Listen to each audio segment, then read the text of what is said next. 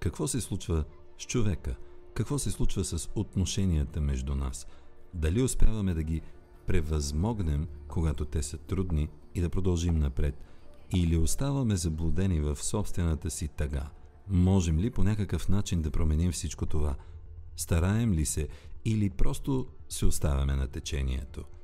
Каквото и да мислим днес, може би ние просто доброволно робуваме на съвременните технологии, които обгръщат нашия свят с една нежна, но здрава хватка. Можем ли да смятаме, че живеем в свят, който е матричен и няма измъкване от него?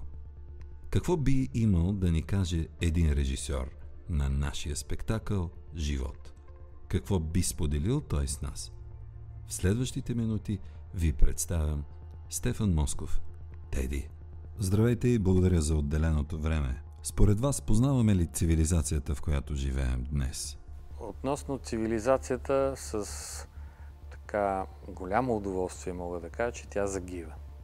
Тъй като вече мозъците, особено на най-младите, престават да работят. Те вместо да запомнят, си гледат в телефоните кой какво и как. Възприятията им стават съвсем така в един малък обем сгъстени. Според мен нещата върват на зле. Ще мине някакъв астероид, ще унищожи Google и мобилните телефони и ще почнем като първобитни хора. Няма да знаем въобще какво и как, и като се потопи тяло в течност, измества точно такова количество течност, колкото е масата на тялото и прочее и прочее. И трябва всичко да се почва от начало. Можем ли да намерим едно логично обяснение на това, което се случва около нас? Обяснявам си го с някакво, не знам, предопределено движение на цивилизацията, на човечеството. Винаги имало възход и падение на всяка една цивилизация. Не знаеме майи, ацтеки, египтяни, защо и как са изчезнали уредите, с които са си строили пирамидите. И необяснимите неща от древните цивилизации, нали, мита за Атлантида, всичко си има край. Според мен това е ние сме някакъв експеримент. Две планети се срещнали и едната казва: много съм болна. Какво ти има? Бе, ме хванах човечество. Не се притеснявай, минава от само себе си. Това беше вица. Така че и ние натам вървим.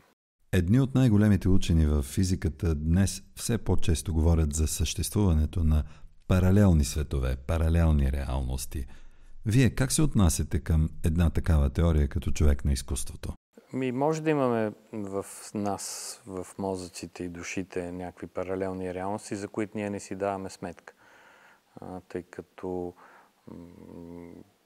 времето, според мен, не съществува. Това е някаква условност, това е някакво временно условие, в което ние в момента си играем играта. Аз съм режисьор, за мен живота е игра. Homo ludens, гордо мога да се нареча. И никой не знае ние в коя реалност сме, в първата, втората или в стотната. Сега квантовата механика, някакви експерименти, че едни частици се променят по едно и също време по еднакъв начин, независимо на какво разстояние са едно от друго. Не ги знам много тия неща, но усещам, че няма как да няма паралелен свят. Дори мисля да го направя на представление. Това как един човек се колебае наляво ли да тръгне или надясно и тръгва в двете посоки. Едната част, която е решила да тръгне наляво, тръгва наляво, другата тръгва надясно. И заживява два паралелни живота, които накрая се събират в едно, което ще е много странно. Знаете ли, ние започнахме този разговор с тема за паралелни светове реалности. Но има една дума, която като че ли все по-често чуваме, и тя е необразованост. А хората дали се отнасят към нея сериозно? Да, необразоваността е така. Това е традиция от предишното общество, в което ние живяхме. Необразованите, неграмотните управляваха грамотните. Някъде бях чел, че в цялото развитие на Вселената и на човечеството винаги простото доминира над сложното. Най-елементарно е, че едно едноклетъчно създание може да убие цялото човечество, ако е под формата на вирус или нещо друго. Така че, какво беше въпросът, че забравих малко, за какво ме питате? За опростачването, да. И сега им е лесно. Примерно, вода едни млади хора на едно място, в Италия бяхме. Аз викам, тук църквата носеше името на двамата свети безсребърници, на които е кръстен град, така се е казвал Сандански на тяхно име. Кои бяха. Цък-цък по телефона, веднага ми каза Козма и Дамян. И после пита, за какво ти е да ги знаеш тия работи? Вече има да се знае само полезното в ежедневието ни, а то е толкова упростено, че все по-малко се упражнява мозъка. Всеки орган, който не се употребява, закърнява. Но някак уж неволно ние се сещаме и за манипулацията на хората. Манипулацията е лесна винаги била. Най-лесна е била по времето на Sancta Simplicitas, когато са изгорили Ян Хус. Сега е просто с едно щракване на пръста и интернет може да ти внуши такива неща, че майна ти жална. Как се казваше? Да, нещо такова беше. Майна ти Райна е друго. Тия дет майка им е Райна, на тях се казва майна ти Райна, на другите, на всички нас, майна ти жална. Жална ти майна. Не знам как беше. Вие сте режисьор, човек на изкуството. Може би ще ни отговорите честно. Тук на сцената като че ли може да се фалшифицира всичко. Чувства, усещания, любов. Така ли е според вас? И дали наистина фалшификацията на чувствата е възможна на сцената и в живота? На сцената всичко може да се фалшифицира, а в живота още по-лесно. Ние живееме в някакви фалшиви ценности, емоции, стойности, дори думите ни много рядко са искрени, а най-съкровените неща много трудно могат с думи да се изразят. Има някои неща, които не можеш да опишеш с думи. Въобще думите са така най-голямото оръжие на лицемерието. Някъде бях чел в Лао Цзъ, мисля, че човека е наказан със словото, тъй като преди да дойдат думите, той е имал телепатичен език и е разбирал и животни, и растения, и мъртвата материя, и земята. Но е бил наказан от Господ, защото много се е помислил за голямата работа, възгордял се, е бил наказан със словото. Това е малко като тия игри, пантомимно да обясниш на отбора си за кой филм става въпрос. Така и ние сме ощетени от към възприемчивост и разгръщане на всичките ни сетива с тия думи. Да пофантазираме заедно, че това е един експеримент, че ние всъщност сме един голям експеримент. Какво бъдеще да очакваме? Как мислите? Експеримента сега ще се пренесе на Марс. Тук вече се изчерпаха нещата. Всички идеологии и религии вече преминаха през безсмислието си. Нищо ново не е създадено. Така че ще се ходи на други места да се експериментира. Казвате, че ще ходим на други места да експериментираме. А що за хора сме днес ние? Що за хора сме днес ли? Честно казано, някакви улеснени същества. Някой ни гаделичка с перо. Аз, примерно, имам пареза на левия крак.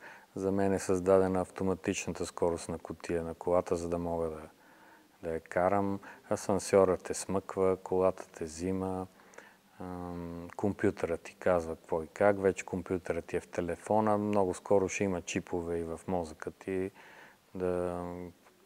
Просто като си натиснеш носа, ще влизаш в Google. Така че ние сме все по-излишни ставаме. Дали ще ни превземат технологиите, въобще не ме интересува, защото не се знае дали не сме ние някаква технология, която е унищожила друг вид. Според богомилите всичко материално е дадено от Луцифер, от Сатаната, само душата е създадена от Господ.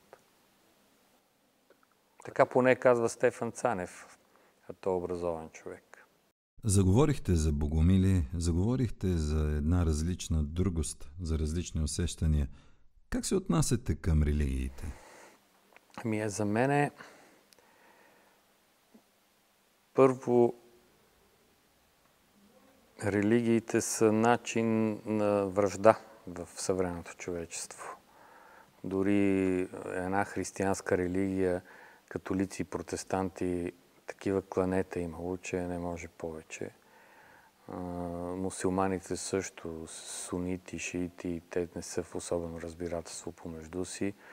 При юдейската религия не ми е много ясна как са нещата. Сега и ние сме православно-католически, също леко разделени.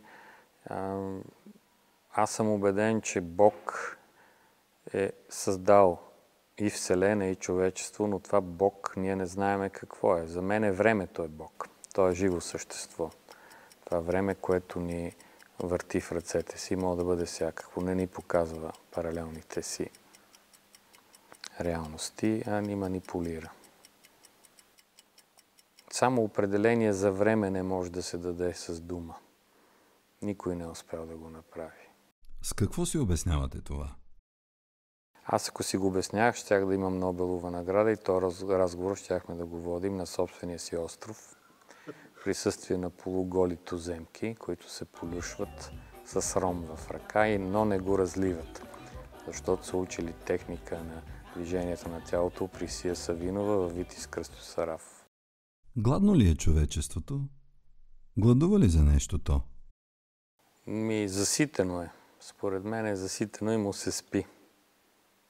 И вече следобедната дрямка ще премине и в предобедна дрямка. И ще имаме 48 часа дремещи хорица. За нищо не е гладно, освен за някакви удобства. Едно от тия удобства, което за мен е хем е добро, хем зло, оттам и относителността на тия две понятия, че аз мога, понеже обичам изкуството, живописта, мога с програма интернетна някаква да влеза в National Gallery в Лондон и да се движа сред нея, да разгледам всички картини и да излеза. Мога да отида навсякъде чрез екранчето си и така нещата стават други. Просто света става на екран. Един приятел вика, не мога да ти дойда на представлението, заснеми го и ми го пусни, аз ще го гледам. А пък мисля, че не Виторио Стораро, а Джузепе Ротуно, един от най-великите италиански оператори, казва, внукът ми гледа моя филм на телефона си. Аз съм го снимал за 12 метров екран. Не съм го снимал да се види в телефон. И всичко това смаляване в екранчето просто ни прави все по някакви сумнамбули. Ние сме в момента сумнамбули с екранчета. И на театър идва публиката и не спира да си нещо си гледат, нещо си чатат ли, какво е това нещо. Викам, пречете на артиста, осветят ви се лицата, вампирско изглежда някакси. Не могат, те не могат. Аз говоря с студенти и той, докато говори с мене, и пак си такова по телефона. Значи, може би всички да станем с Наполеоново внимание. Той, нали, е можел да води едновременно разговор с 8 човека. Аз мога с 16, но те трябва да мълчат. Им казвам, ти така, ти нали съм режисьор, ти това, ти не, ти трай, ти вън. Хайде сега всички заедно, точно така. Да приемем, че станете гадател за определено време. Каква съдба провиждате за човешкия род? Трябва да ида в Петрич, в къщата на Ванга, ще влеза и ако ме озари нещо, ще ти кажа каква съдба провиждам за човешкия род. Никой не знае, ние сме така, имах някакво, то не е точно есе. В Труд, вестник Труд ми излизаха едни малки материалчета и аз мисля, че ние сме шега на Господ. Шега с така самия себе си. Той се е създал някакъв уж своя образ, а се шегува със себе си. Господ не е старец с брада, нали? И в едно мое представление казах, че ние сме най-облагодетелствания народ, защото освен, че сме създадени по образ и подобие, но сме и внуци на Господ, тъй като само ние му викаме дядо Господ. Никой не му вика дядо. Не знам някой в света да казва на Господа дядо Господи. Няма такова нещо. Ние сме внуците на Господ. Значи в нас, българите, от нас зависи и бъдещето на човечеството. Защото, както знаем, внуците вземат качества, през поколения се повтаря гениалността. Толстой го е казал. Значи не децата на Господ, да не казвам кои се пишат деца на Господ, но ние внуците, при нас, ние сме озарени с тия божествени качества. И ще създадеме нови хора, нови същества. И ние не случайно правим да видим някакво ново същество да се роди. Не кентавър, а козавър някакъв. И совчици има овцавър. Децата по селата и така. Може да се... Това е Божи... Ние българите сме като внуци на Господ, сме най-отговорни за цялото развитие на човечеството. Остана ли нещо неохулено? От българина дали останало нещо неохулено? Не. Имахме период на безбожие, в което охулвахме Господ, а сега просто се радваме. Аз в едно представление ги наричам лошотърсачи, да гледат лошото, да вижда винаги във всичко хубаво лошото. Такъв е българина. Такива сме българите, да не говорят в трето лице за себе си. И просто няма как да се случи това. Явно ни е в гена заложено. Какви хора сме? По-лоши ли станахме? По-добри ли станахме? Относно промените, аз лично съм станал по-лош. Не съм този човек, който съм си обещавал да бъда. Но няма да занимавам хората със себе си. След като аз ставам по-лош, това не значи, че всички други стават по-лоши, тъй като аз не съм типичен представител на добродетелта. Но бях си обещавал да не лъжа, да помагам и така нататък. Сега все повече клинча. Не знам българите ставаме ли по-лоши. Ние не сме от най-добрите. Говоря за моите среди, театрално-телевизионните. Гледаме да си направим мръсничко един на друг. Какво му тежи на един човек днес? Какво му тежи на един човек днес? Тежи му, както на всеки един човек, че не знае откъде идва и къде отива. Говоря за раждане и смърт. И също така му тежи наднорменото тегло покрай фалшивите храни, които ядем. Много е модерно да се говори, че ценностите днес са моделирани, че ние живеем в свят на моделирани ценности. Как отговаряте на това? Тая теория на конспирацията, че 10 човека се занимават с моделиране на обществото, ми се струва, това е толкова непосилна задача, че няма как да се случи.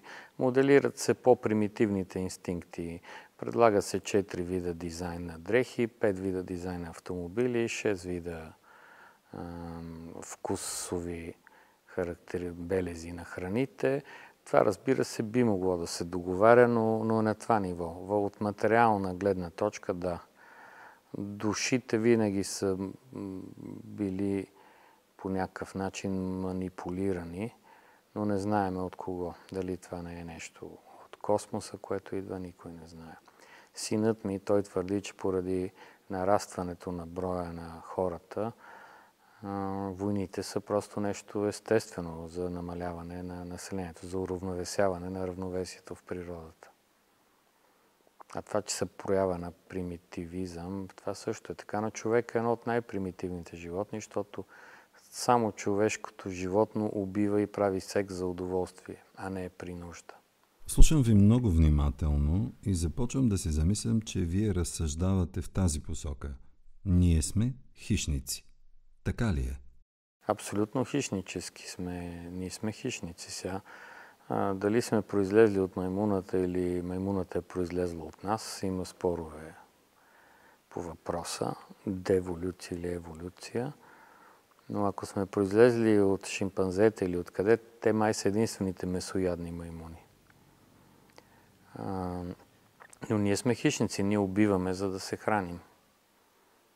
Моята учителка Юлия Огнядова мечтаеше някъде в Вселената да има свят, изграден на симбиозата, т.е. взаимното поддържане на отделните единици, което при нас го няма. Казвате моята учителка. Какво ви носи това и дали пък самия вие не се чувствате като учител? Не съм учител на никого. Някои са се мъчили да ми имитират стила. В момента съм взел един клас студенти в Пловдив актьорски, но нямам време да ги науча, а и не знам има ли смисъл да ги науча на това, което аз смятам за важно, тъй като сме много различни. Много различни. Ние носиме щампата белега, татуиран, жигосан върху нас на общата култура, те са освободени. Те са като празни съдове, в които можеш да налееш всичко, но може и нищо да налееш, а пък те са такива съдове самоволни, които си имат отвор и те решават какво да налееш в тях. Отварят си отвърчета и това, което наливаш, и изтича. Кои са важните неща, за които е добре да говорим? Според мен най-важното нещо, за което не се говори в нито едно общество техническо, каквото е нашето, най-важно е моралът. Моралът и етиката. Както има улични правила за уличното движение, така трябва да има и етични правила за поведение в обществото и в определени структури на обществото. И разбира се, морала и съвестта, те вече не знаят. Те не знаят какво е. Те не знаят какво е да си доносник, да бъдеш предаден от най-близките си. Не ги интересува това. Те са в екранчетата си. Може би, ако има някаква такава игра електронна за предателство. Но вече по други духовни измерения вълнуват или въобще нищо духовно не вълнува. Така както преди. Може би греша. И дано да греша. Една млада студентка от класа на Пламен Марков, чието име забравихме, и каза, че е оптимистка, защото децата от кармаческа възраст посягат към тия екранчета и сигурно докато пораснат, че им омръзнат. И може да се възроди нещо ново, да тръгне нещо ново.